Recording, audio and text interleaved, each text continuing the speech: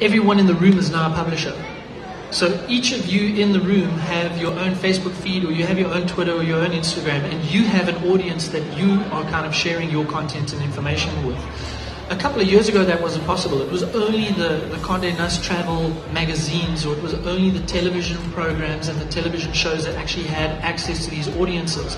And marketers and brands were paying a lot of money to be able to get their message into those mediums. So you would pay a lot of money for a double-page spread or a single-page spread to get your picture, your words into that publication so that people could see what this Velakazi Street was all about.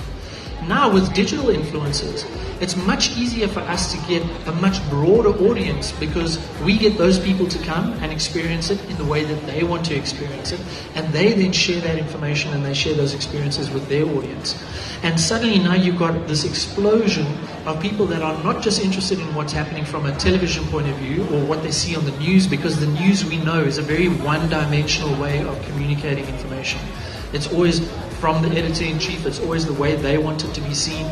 Now you've got people like you and me who's sharing information, and immediately the authenticity, the realness of that information is regarded more highly, because I can believe what someone else is talking about, and I don't have to take, the movie kind of version of it or the news kind of version of it that we often had to have in the past. So kind of like breaking down those publishing rules is really what digital influencers are now able to give us, and that's really cool. People who have lived and worked in the tourism sector for many, many years that have come and changed the way the tourism sector works. It's literally people who know nothing about the rules that have been set up, that they've been taught, this is how it works, this is how you need to do it, this is the curriculum you need to follow. It's people who come with a totally different way of thinking that come and change that whole thing up. So education for us in South Africa at the moment is not preparing kids for the jobs that are coming their way, because there's so many things changing. So I think to wait for a degree and then pursue the degree so that you can then get the job is counting on things that don't always work that way. A lot of friends and a lot of family have got degrees in things that they don't use at all because they've shifted to something completely new and completely different.